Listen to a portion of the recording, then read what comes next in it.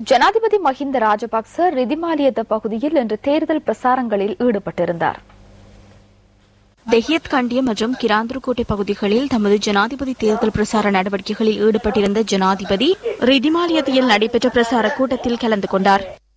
විශ්වවිද්‍යාලයට යන්න ඕන නම් ඊට පස්සේ දුවේ පුතේ සල්ලි ගෙවන්නත් බලාගෙන යන්න.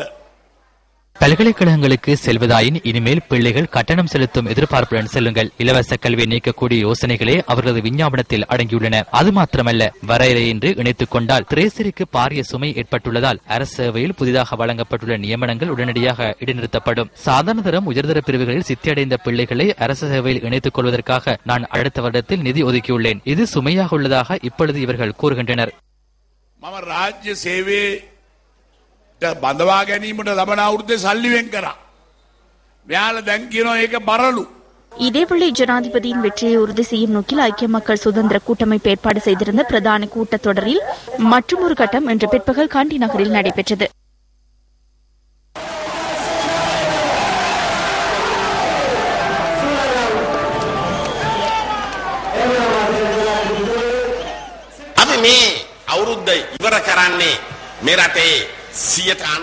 நாட்டில் 99% மின்சாரத்தை விநியோகித்துவிட்டே நாம் இந்த வருடத்தை நிறைவு செய்கின்றோம். நாட்டில் உள்ள குடிசைகளை மாற்றிவிட்டே அடுத்த வருடத்தை நாம் நிறைவு செய்வோம். மேலும் 2 வருடங்களில் எமது பிள்ளைகளின் தொழில் பிரச்சனைகளுக்கு முற்றாக தீர்வு வழங்கும் திசைக்கு ஜனாதிபதி மஹிந்த ராஜபக்ச நாட்டை முன்னெடுத்துச் செல்வார்.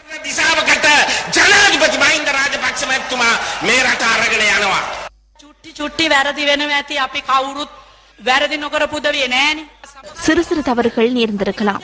எம்மில் தவறிழைக்காதவர்கள் இல்லை. சில வேளைகளில் அதிமேதக ஜனாதிபதியின் செயற்பாடுகளால் உங்களுக்கு சிறிய அளவில் மனநோவு ஏற்பட்டிருக்கலாம். எமது அமைச்சர்கள், பாராளுமன்ற உறுப்பினர்களால் உங்களின் மனங்கள் நோகடிக்கப்பட்டிருக்கலாம். ஆயினும் 3வது முறையாகவும் ஜனாதிபதி வெற்றி பெறுவதற்காக நாம் அனைவரும் கைகோர்த்து செயற்படுவோம் என இந்த தலதா மாளிகையின் முன்பாக கூறிக்கொள்கின்றேன்.